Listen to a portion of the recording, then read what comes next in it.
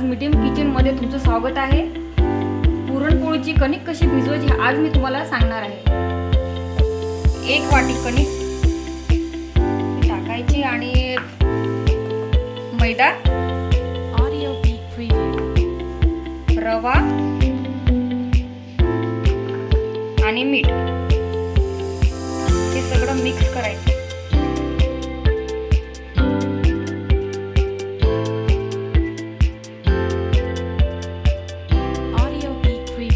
लागलं पाणी टाकायचं।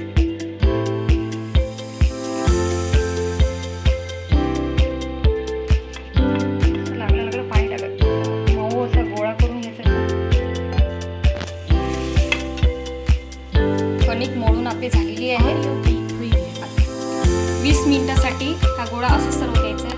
याला झाकून ठेवायचं। 20 मिनिटं झालेले आहे। आता मी तुम्हाला पुरणपोळी करून दाखवणार आहे। बघा आता मी छान लाटून घेत आहे। याला फारसं काही होऊन सुद्धा लागत नाही। छान खुसखुशीत आपली पुरणपोळी बनणार आहे।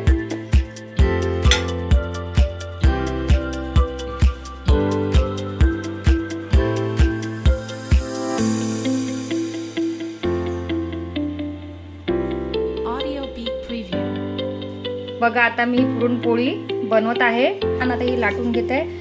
कोण्याही साईडनं आता ते फुटत नाही, काही नाही। छान अशी गोल आपली पुरणपोळी बनणार आहे।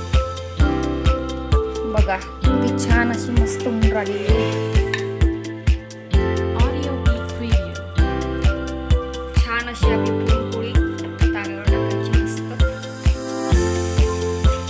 एका साईडनं झाल्यानंतर पुन्हा परतवायची। छान त्याच्यावर साधं तूप टाकायचं।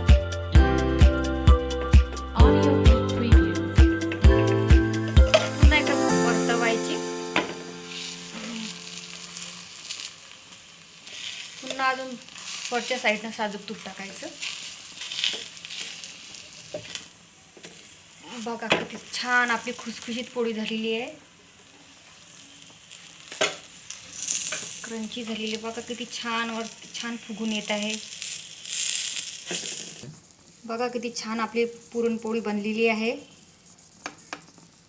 ही आपली छान आता पुरणपोळी बनलेली आहे।